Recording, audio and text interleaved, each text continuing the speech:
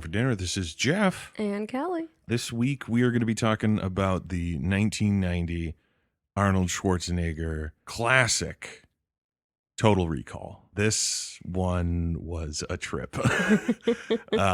I can't even really explain it. It somehow eluded you over the years. Yeah, I mean, I was never like a gigantic Schwarzenegger guy. Mhm. You know, it's like Terminator's cool, and you know, I saw a few other things that he did, but I was never like, oh my God, I got to see every Schwarzenegger movie. So this one, yeah, it was just like, okay, whatever. I guess I just didn't look at it hard enough because I truly didn't know what it was about. Yeah. Except for whatever the little descriptor thing said when we were getting ready to watch it. It was like, a construction worker has dreams of Mars, and he goes to the vacation thing, and then that's where it kind of ... And it's like, all right, that's all I know.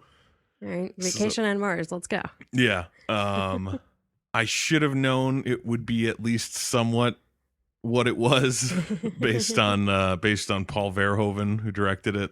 He did RoboCop. Okay. And a few other movies. He did Starship Troopers as well. He's very over the top in a lot of his stuff. Like RoboCop is so, people don't really think of it. Like they hear like RoboCop and they're just like, oh yeah, he was like a kid's version of Terminator. And it's like, not a kid's version. Oh my God, there's so much violence in RoboCop. So I should have expected the level of violence in this, but it's still like certain parts of it got me laughing with just how completely over the top they were. That human shield guy. Holy shit. I felt so bad for him. Right? Like he was just an innocent bystander. For some reason I was looking at the innocent bystanders a lot in this movie. Just because I was like, it's a Verhoeven movie. They're gonna get mowed down. It's gonna be terrible. They don't deserve it, but it's gonna happen. So yeah, that dude, that was hysterical. Just the fact that he uses it against like one set of guys and then turns around and there's another guy, so he swings him around in front of him to use him as a shield more, like so far past the point of being dead. He's just like a hunk of meat. And then he becomes a projectile, and he just throws him. That's right.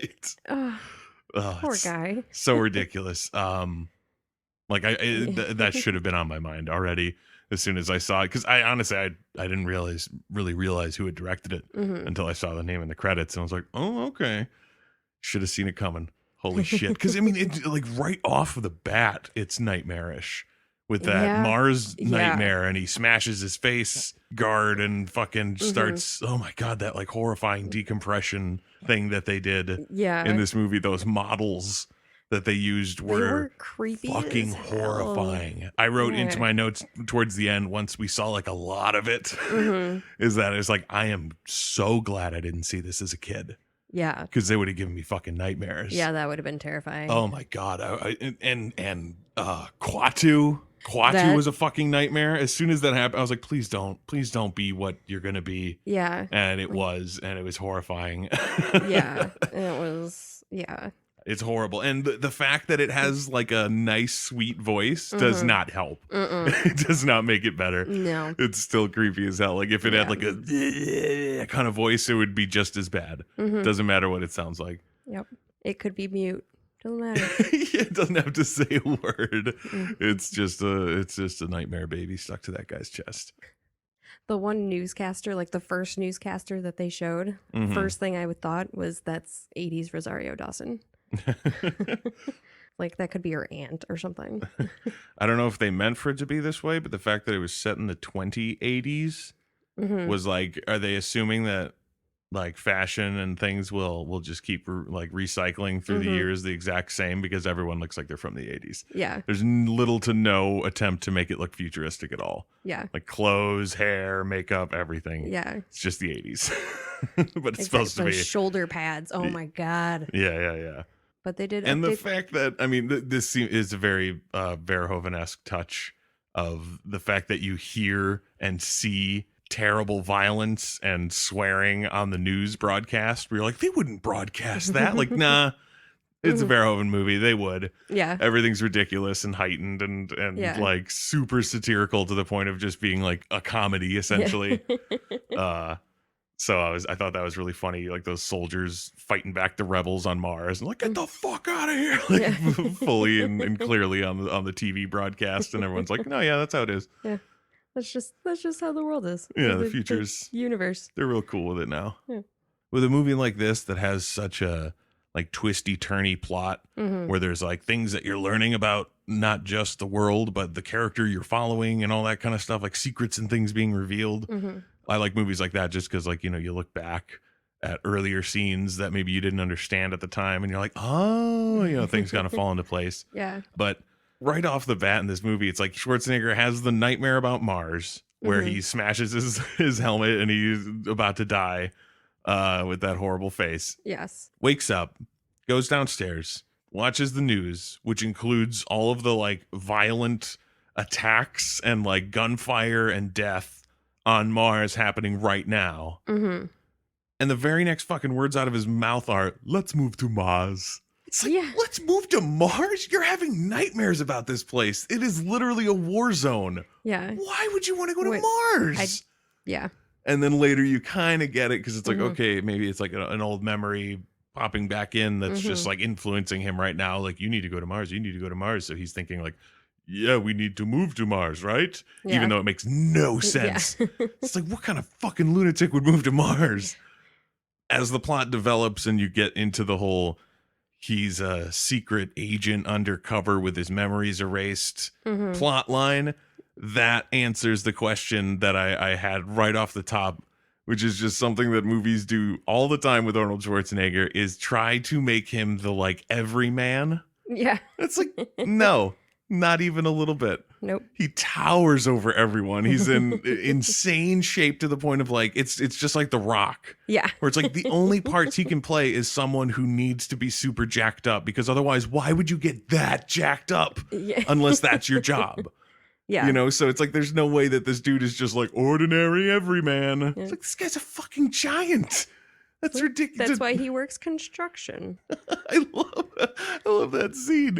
It cuts in, he's jackhammering. It's like, all right, there he is. He's at his job. There's his friend, whatever the fuck the guy's name was. I forget now. Yeah, whatever. His buddy, Danny or whatever, is jackhammering next to him. And he starts screaming at him. Yeah. So that they can turn their jackhammers off so he can have like a casual conversation about something with him. Why are you starting that conversation right now in the middle of jackhammering? Yeah, like wait till you have a break. Yeah, it's the silliest thing, because when you're watching it, you realize like everyone around them is still working, and they've just stopped in the middle of it to talk about something for no reason. Like, what? You guys look like assholes right now. Yeah, really. And then just go right back to work after a couple of questions about recall, which is insane. That whole concept is ridiculous and it raises a million questions. For one, how is that legal? Yeah. That seems like that is wild. And again, I get it. It's kind of a heightened satirical world where, you know, crazy shit like this, if you have the money, people will do it for you, blah, blah, blah. Still seems fucking insane that anyone is allowed to do this to anyone else. I mean, if you pass the trials, I don't know. What kind of FDA sort of regulations, or I don't even know. I guess it wouldn't be FDA because that's yeah, it's not even a drug. It's like literally a piece of technology that they put into your head. I don't even understand how the memories get put in there. It's like there's a chip or something. I think it just it seemed like it just messes with your brainwaves in some sort of fashion. I really don't know. I don't understand the technology. Yeah, but for one, I mean, it seems super crazy that it exists at all, and not obviously like a fictional world that will have crazy shit. I just mean that like that it exists in a world and people are allowed to just do it to each other. Yeah. But also he explains the whole recall thing where it's like you get to pick where you're going, what you're doing, and then in an instant, essentially, it seems like. Actually, that's another question I had. Did it seem like it was supposed to be instant, or does it take as long as the trip you're doing? In the middle. I don't think it takes that long, but I don't think it's like an instantaneous thing. The reason I ask is because it's like if he planned to keep this from his wife, who's not his wife, then that would mean that he would just like go there and get it real quick and come home on time. You know what I mean? Like he wouldn't be late. It wouldn't be like he has to lay there for a few days letting it take. I was assuming something like half hour, hour sort of situation. Because, like, they put him to sleep, which, hang on. They give him one shot. Yeah. And he gets drowsy and falls asleep. And then he starts raging. Yeah. And I counted.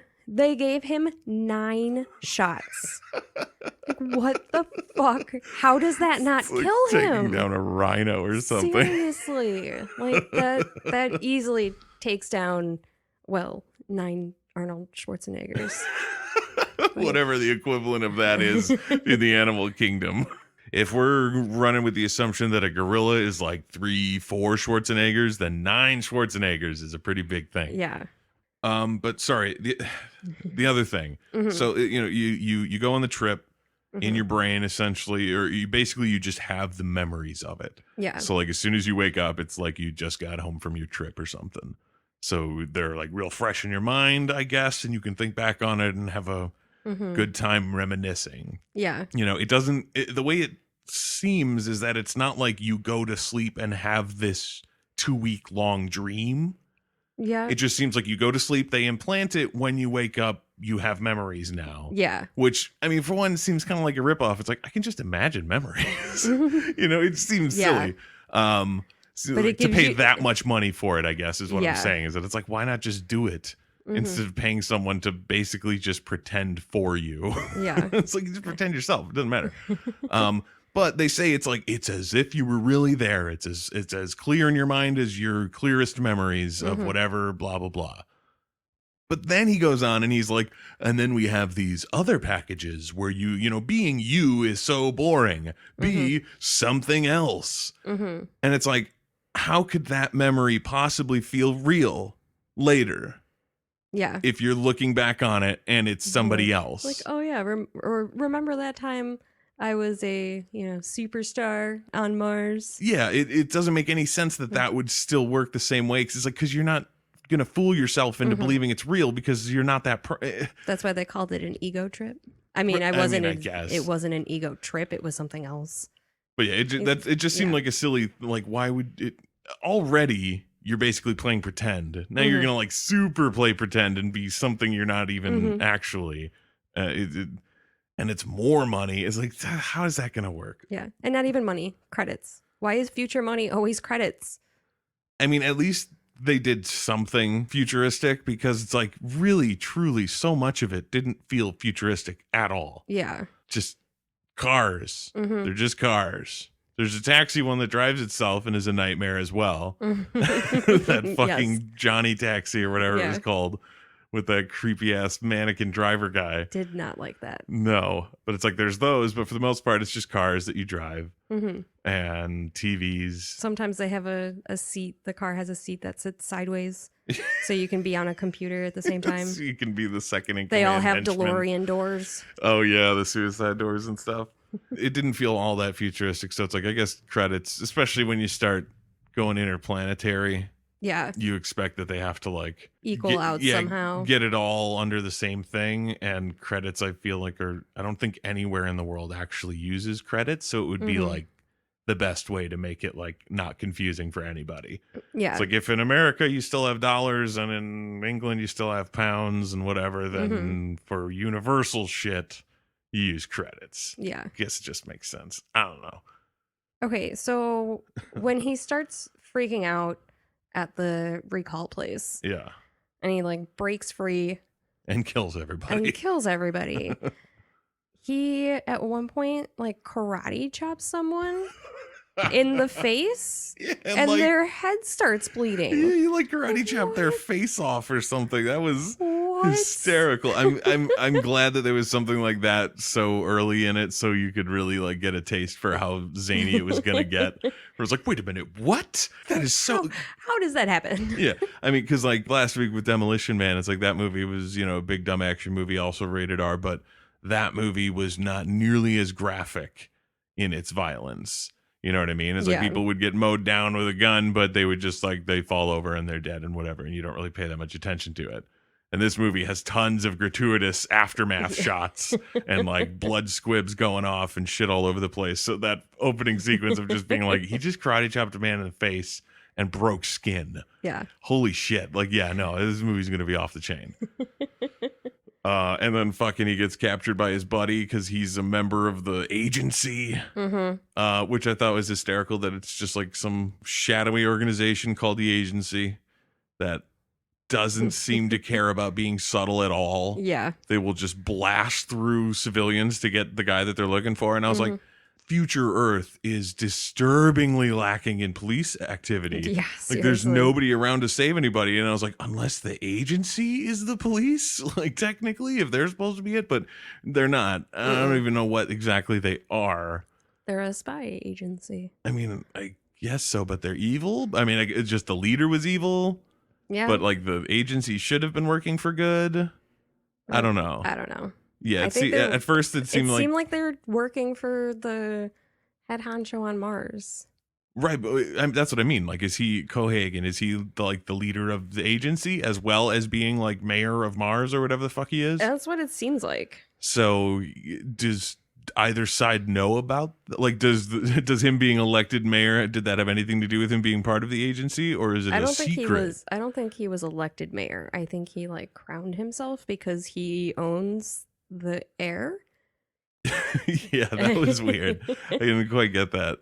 Like I get the idea of like rationing it out to people, but like how do you keep track of that?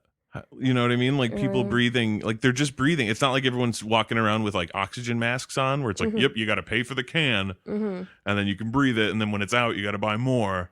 But it's like, so is it just like a utility? You know, like you get a water bill, you get an air bill for your sector of Mars. But I liked Mars. I liked the whole thing up there, the colony, whatever. But by the like third or fourth time that there's been a chase scene through it and you've crashed through a bunch of buildings and you've gotten to see a whole lot of it, it's like Mars is like a mine, one hotel, and then nothing but strip clubs. Yeah. That is the entirety of Mars. It didn't even look like there was anywhere for people to live except in the strip club. Like it seemed like that's where everyone there lived. Yeah. Was just like upstairs. Yeah. Also, the fact that the Last Resort strip club bar, as soon as I saw it, because what's his name? Benny, the taxi driver Benny who brings him up there. He's, telling him, he's like, are you sure you want to go here, man? It's like, there's some better places than here, blah, blah, blah. And he walks into this strip club bar. And I'm looking at it and I was like, this like dive bar on Mars that's supposed to be so horrible is cleaner than a lot of bars I've been to in my life. Yeah. Like this does not look seedy enough to me. Yeah. It was really clean and nice looking and stuff. I was like, where is all of the like seediness? Yeah. It didn't seem creepy enough for it to be like that kind of place. Lit. Yeah, it was really well lit. You could see all the mutants. Which were also kind of horrifying to look at. Yeah. Not as bad as Quato, though. No, Quato was definitely the worst of them all. Yeah, that was a fucking nightmare. Yeah, sorry, real quick. When he's escaping from everyone and he kills all of his friends he kills his friend and those other guys who are like a part of the agency who are trying to bring him in. And he goes back to his apartment with Sharon Stone and she turns on him. And she's a part of the agency too, and she's just there as a plant and blah, blah, blah. She hates his crotch. There's so many crotch kicks in that fight. Seriously. And like, I think she punches them too. Probably. It was absurd. Or like pistol whips them or something. Like he should have just gone down. The fact that he kept fighting is really saying something because that was a lot of damage. Must have it like titanium dick or something. Yeah.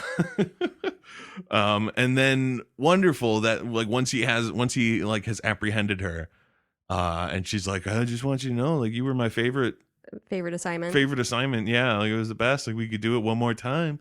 You could tie me up if you don't trust me. And he's like, oh yeah, and looks not out the window. He looks at the monitor that shows Richter and the bad guy posse. One of my favorite things in the world. That's one of my favorite movie things is in action movies, the bad guy posse. Yeah. There's always the bad guy posse. They get picked off one by one.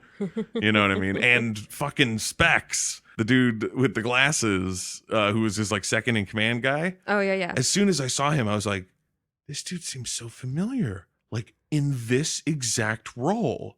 the like second in command bad guy in like a cheesy action movie. I'm like, have I seen this movie?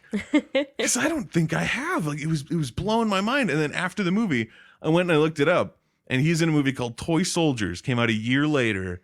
It's about a boys' school that gets taken over by terrorists.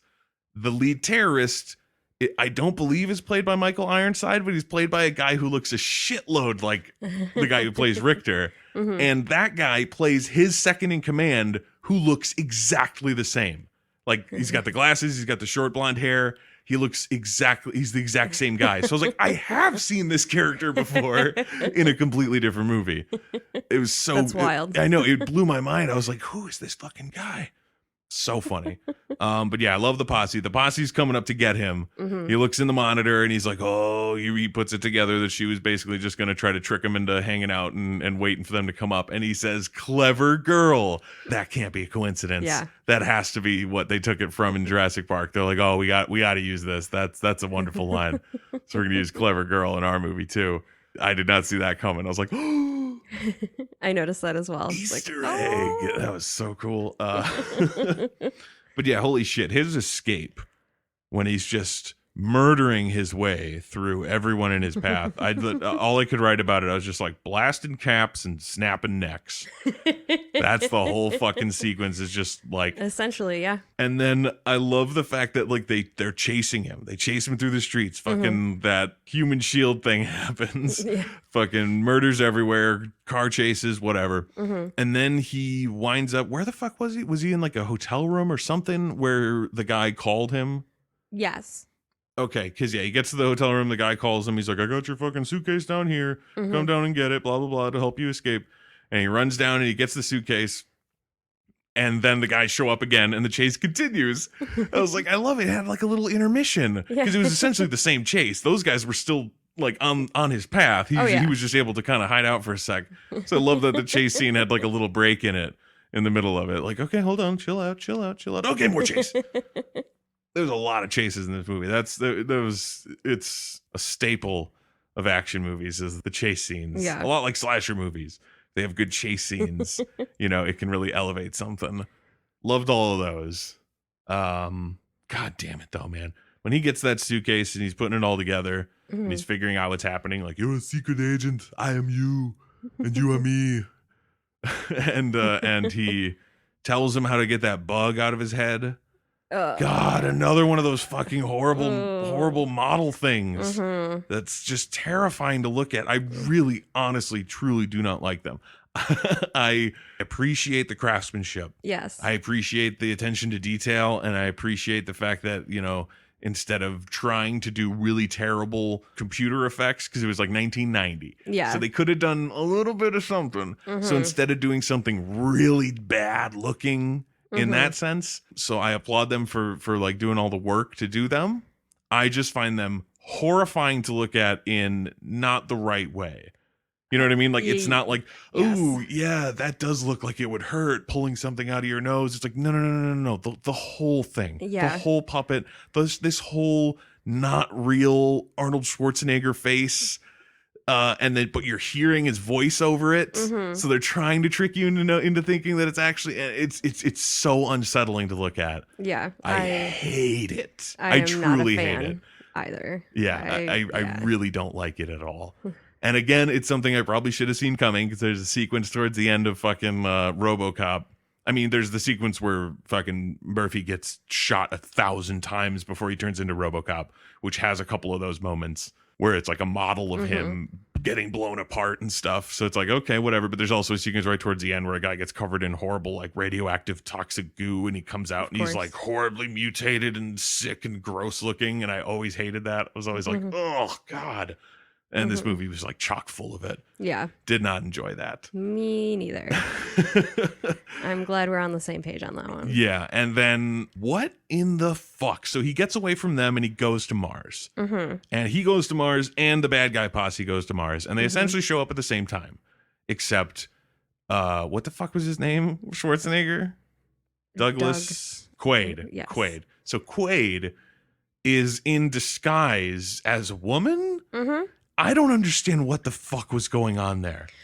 Yeah, I have no idea. Because it's like you see this woman and she starts giving weird answers to the questions that the guy's asking, the like customs guy's asking her. Well, like, she started repeating her answer. Exactly. Well, that's what I Yeah. mean. Like she gave an answer like, how long are you to be here? Like 2 weeks. It's like, oh, and what are you bringing with you? Like 2 weeks. And then she starts freaking out and repeating 2 weeks over and over and starting to look horrible and terrible. And her like hair comes off. And it's just like, what in the fuck? And then Richter is like, that's Quaid. And then the mask comes off. That whole costume thing. They don't explain that at all. Like where, like I assume he got it from the suitcase or whatever. That is like, yo, you got to use this to get back onto Mars or whatever. But I don't understand how it works. Like, okay, so it's so he has to dress up like a woman completely except for his head, and this weird mask thing of a woman goes over his head and speaks on its own. I have no idea. Why couldn't he have been disguised as a man so that he can then use his own voice or face in one way or another? Like, what the fuck is going on? I hated that. I really did. Like, I enjoy the movie overall. Yeah. But that was really fucking stupid. And I really didn't like it at all. I was like, there's a million ways you could have him try to sneak in and get caught. This is hands down the dumbest in every facet. The dumbest plan for the character and just the dumbest thing to watch happen on screen. It's tough because like so much of the movie I did enjoy and a lot of the twisting and turning and plot stuff was a lot of fun. But there's just so damn much of this horrifying stuff that it's like I don't think I would ever want to sit down and watch it again. Yeah. But so he gets caught. Because his thing fucking malfunctions because it's stupid. Right. And then was Richter, right? Richter, yeah, he's the bad guy. Yeah. He comes running in and like shoots at him and he shoots out a window. Like you know where you're at. You are no stranger to Mars. Yeah. Everyone knows. What the fuck are you doing shooting a gun in here? Yeah. It all boils down to the ridiculousness of this plan that Cohagen has. Because by the end of the movie, when he's explaining it, it is somehow to me, like we got to just sort of try to break it down or something, because as he's explaining it more, I am just getting more and more confused. Just starting from the top of everything plan-wise, or at least to try to understand what the fuck was happening in this movie. Okay, so Cohagen crowns himself Emperor of Mars, whatever the fuck it is. Right. Takes it over because there are mines full of some shit, I forget what it's called, that they sell for a shitload of money. And so he wants control of it, and he can do anything he wants as long as that keeps flowing because it's keeping him rich. So then they discover, him and the agency and whatever, they discover this crazy old alien relic in the mine. Something that aliens put there long, long ago. Yes. Were they like the native Martians? Is that what it was supposed to be? Or is it just... Maybe. Okay. So whatever. Aliens left this crazy device. They don't know what it does. Or they do? Cohagen seems to have an idea what it does. Yeah. But he imagines that it will kill everybody. Or is he just concerned that if it works, it'll get rid of all the stuff and he won't be able to sell it anymore? That's more of his concern, I believe. Okay, but so there's this device. They don't want to turn it on because it'll ruin Cohagen's shit. Hauser, who is Quaid, Schwarzenegger, while he's working for the agency, when he's tactically a bad guy, finds out what those things do. I believe so. Is that what it? That's the information he has in his head? Is like what the thing in the mountain does. Yeah. There's the rebels that we were talking about earlier, who are like fighting essentially like for Mars, like get the fuck out of here. Yeah. This is Mars territory, whatever. I don't really understand what their thing is. They're just like, this guy sucks. His regime sucks. We're fighting against it. He's charging for air. Yeah, exactly. So they don't want that. That's bad. So they have a leader, Quato, who is just sort of spoken about throughout the movie. Very mysterious. Not even Cohagen knows exactly what or who it is. Or if he really exists. Or, it's alleged that he has psychic powers, which apparently all the mutants do. But I guess his is just especially powerful or something. I don't know. Maybe he's the only one who cares about the resistance, and all the other mutants are like, we could, but fuck you. So Cohagen knows about this guy, Quato, and he wants to destroy him. This is where things start getting like crazy and weird, and I don't quite understand. Really convoluted. So his plan, he turns Hauser into Quaid, but on Mars. And he hangs out on Mars in the bar with that girl Melina, and he stays at that Hilton because he leaves himself the little message about going back there. So he puts him on Mars for a while and then pulls him out, puts him on Earth, wipes his memory, all on the gambit of him eventually rediscovering his memory of Mars, flying back to Mars, reconnecting with those resistance fighters, Melina and the rest of them, and then lead Cohagen and his cohorts to the resistance to kill Quato. Okay, so I think that Hauser played a part in the plan. Yeah. Well, because like the video that they show at the end. Right. So, he's like double bad. Hauser's in on it. So he probably, set up all the stuff with like the hotel room and the safety deposit box that sent him to Melina. Well, but he had to have a connection with Melina in the first place. Yeah, so he had to have gone there and maybe he faked being good. Faked turning. Yeah. Got in with the resistance, made his friends. Then split, got sent to Earth, memory wiped, and then he became Quaid. But they wanted him, apparently, to rediscover all of this, to get back to Mars, to lead them to Quato. Yeah, I don't know what the original plan would have been to get him to disappear. Because the guy with the suitcase that called him. Yeah, he was in on it too. He was in on it, but he had said that he was told by Quaid, if he ever disappeared, to bring him that suitcase. Yeah. Right. So he might not even know about the whole plan. So here's where the whole thing falls apart. At least in terms of because it's a ridiculous, crazy, convoluted plan, and it makes for a fun movie watch because the twists and the turns and the whose side are they on kind of thing is a lot of fun to watch. So I'm not even trying to shit on the movie in this case, but it's just why not simply have Hauser go undercover? Because if he established enough of a relationship with them, for them to be angry that he left without saying anything, specifically Melina, that she's so mad at him for leaving without letting her know about it or whatever. If he's already in with that group, why not just have him find Quato then, instead of going through all of the shit of pulling him out, wiping his memory, sending him to Earth, and just fucking hoping that he rediscovers his memory? What if he never went to recall? Because there's that. I love that little scene. He gets on that train earlier and he sees the commercial for recall, so he goes there. And then later, when he's being chased and he's running away, he gets back on another train and he looks at it, and it's an ad for a real travel agency to go on a real trip. And he just kind of shakes his head why the fuck didn't I just go on a real trip? It's yeah. What if he had just gone on a real trip and he just lived the rest of his life? Yeah. Are they just content on never finding Quato?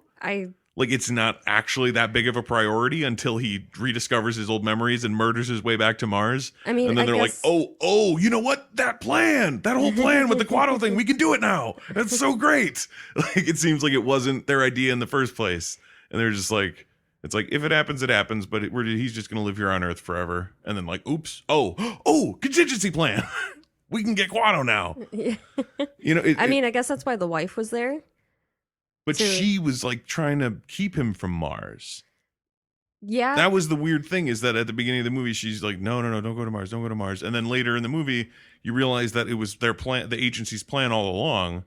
And it's like, so she was working I guess against... it wasn't time yet as far as their plan. Like, I don't know why they were waiting to try and catch Quado.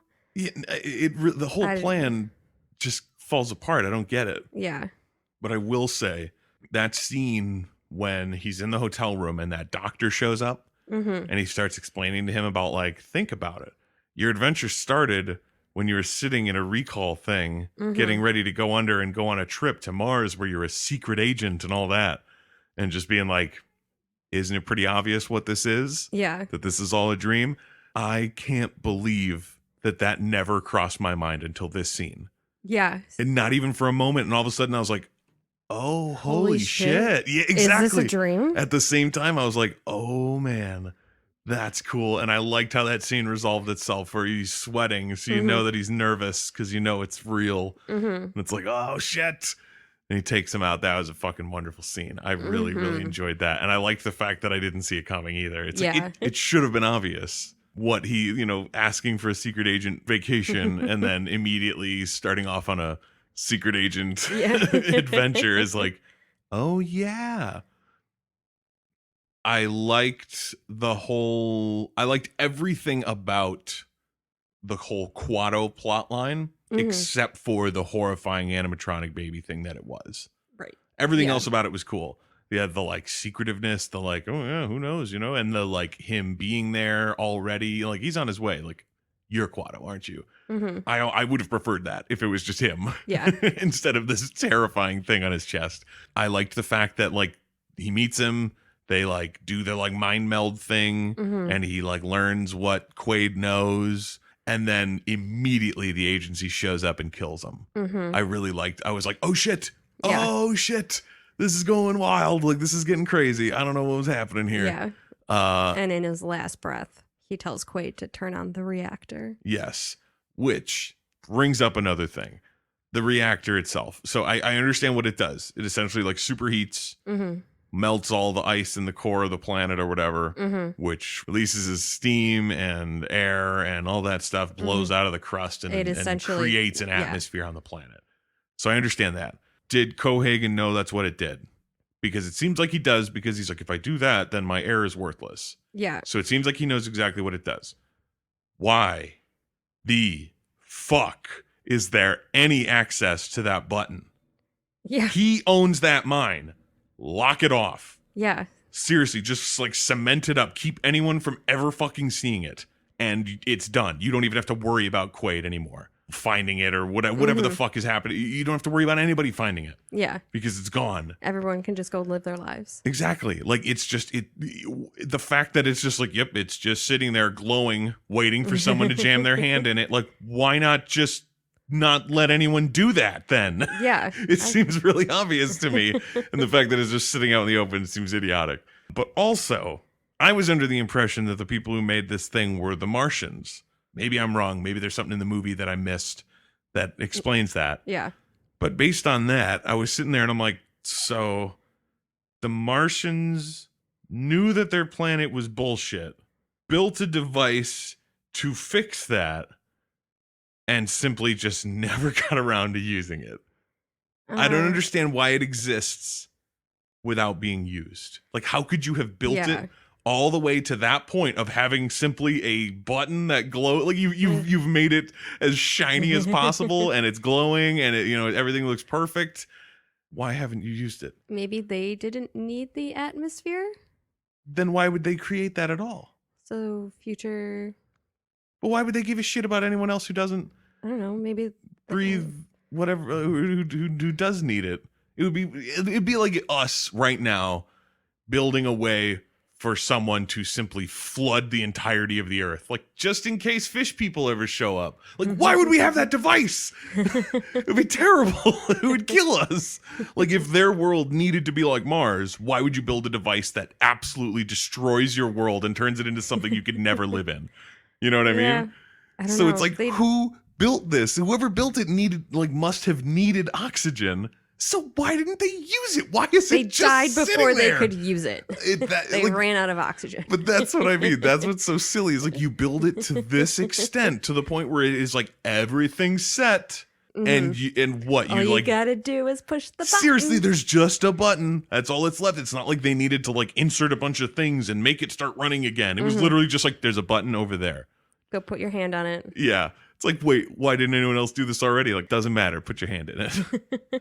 And then the horrifying, like, atmosphere explosion that happens that, like, saves everybody by making Mars a habitable place. That had to have killed a lot of people. Oh, I'm sure. Like, explosive steam flying out of the crust and windows getting shattered and people getting thrown around and earthquakes or Mars quakes and all that. Like, people died. Yeah. It really seemed like, instead of looking like heroic ending, it looked like what should be happening if the bad guy won. You know what I mean? Where things are exploding everywhere and people are screaming and flying around and everything. It seemed horrifying. And it's like, this is the good ending. Yeah. Somehow. Well, Arnie and Mel are still laying there with those terrifying faces. Oh my God, those fucking faces, dude. That is too much for me. I do not like them. Yeah. I'm fine with their ridiculous like O faces when they're getting their brains melted in the thing, you know, where they're just going like like that, whatever. They don't turn them into puppets. Yeah. But yeah, the Mars deaths, horrifyingly gruesome. Awful. Again, so glad I didn't see it as a kid. I wouldn't have slept for like weeks. And then there's quite a few good one-liners, like when he drills into Benny, who's driving that thing, and he says, "Hey Benny, screw you," and drills him. There you go. There's a brilliant one. The "see you at the party, Richter." He falls to his death. That was a fucking good one. When they get into the like alien reactor thing, it's essentially, you see they're like on this catwalk and it goes way down and there's like a thing down there and like that's what they need to get to. And people are currently dying. Like there's a time crunch. There's an entire sector without oxygen supply. Yeah. And they're like, turning it on, that'll save everyone if we turn it on in time.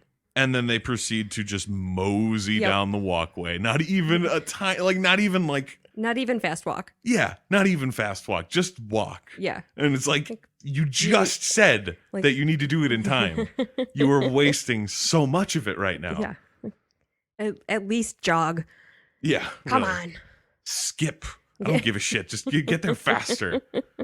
I did like, and it was super obvious, I'm sure it was obvious to you as well, but when he's looking through the equipment and shit that he gets in that suitcase and he gets that wrist that makes a double version of himself, I was like, oh, that's going to come in handy later. And then it was like, oh, there it is. Yep. That was great. And I like that they did the little twist and she used it too. That was good. My favorite is, you think this is the real Quaid? It is. That was the best. That might have been my favorite part of the movie. That was so fucking good. Yeah. Like doing it once to that, tricking them with it once, and then reverse tricking them by having them think it's a trick. Oh, that was brilliant. I loved it so much. What did you think of it in comparison to something like Demolition Man? Because they're slightly similar in the sense of it being in the future, like future action. This one obviously did. It's like it did more to suggest future by including like Mars and that kind of stuff, like full on life on Mars. Yeah, but at the same time, it also did a lot less futuristic of like society just looks basically the same. Everything looks the same. Yeah, it's just the 80s again. TVs. Yeah, there's tube TVs, which is hysterical. Also, I'm assuming that they lived in the city, Arnold Schwarzenegger and Sharon Stone. So when she turns the news off, that's like the wall, and then it turns into that like beautiful oasis, like look off in the distance. Is that like a screensaver? Is there like a brick wall on the other side of their windows and they're all like, fuck it, we're just gonna make it seem like we live out in the country? Because I was like, I don't think they do. No, they clearly live in the city. Yeah. Which I guess just makes it seem that much more like dystopian and sad, where it's like everything is so drab and terrible that you just put up big, like all of your windows are just TV screens and you can pretend you're somewhere else. Yeah, the only other thing that I had was Sorry. I wrote, I wonder how many kids this guy's got. Fucking what a great recurring line. Yeah. I got 5 kids to feed. And what a great way to discover that he's a bad guy too. I got 4 kids to feed. Yeah. What happened to the other one? Shit, man, you got me. I'm not even married. Oh, Benny. He looked familiar too, but I looked into it and I don't really remember him from anything. It seems like that was a lot of the cast. Is like, you look like you were in something that I've seen, Yeah. but you weren't. Yeah. It's just a bunch of those faces. Mm-hmm. I think one of the last things, something I can award it, at least so far, it's kind of like a Guinness record where it's like it can be broken later. Mm-hmm. But so far, I think this movie had the most 80s credits we've done so far. With that like Yeah. effect on it, it was just super cheesy, super 80s. As soon as it rolled up, I was just like, whoa, which is hysterical too because the movie came out in 1990. Yeah. It's like, but it was being made in the 80s. They knew what they were doing. They knew exactly what they were doing. That's the funniest thing too. I'm pretty sure I've mentioned like several times already that about like 80s, and it's like technically it's 1990. Like, yeah. Not to anybody in this movie or Yeah. anybody who was making this movie. It was 1989, buddy. Yeah. Also, I wrote the future is a warehouse. So many sets were just warehouses. It was clearly just a warehouse. Mhm. Even things that were supposed to be like sort of outside, it seemed like they were inside a warehouse. Yeah. It's just like, How? okay. Right. Yeah, the only other thing that I had that didn't get mentioned was beginning of the movie after he kills all the guys at Recall, Uh-huh. and then he gets jumped by his friend and the other guys. Yeah. No one in the area reacts to the gunshots. Oh God, right? Like, That's something that I look back on when they did the "It Might All Be a Dream" sequence thing, where I was like, "Oh shit, yeah!" Like he just murdered a ton of people in the middle of everywhere, and nobody noticed any of them. yeah, or cared, or Yeah, or gave a shit or whatever. Like, yeah, wow, maybe it is all fake, and then it's real, and you're like, oh. So I guess Wow. nobody gives a shit in the future yeah. about anything. Good to know. Note to self, in 2083, you're on your fucking own. All right, I think that's going to wrap it up for Popcorn for Dinner this week. This is Jeff. And Kelly. See you at the party, Richter.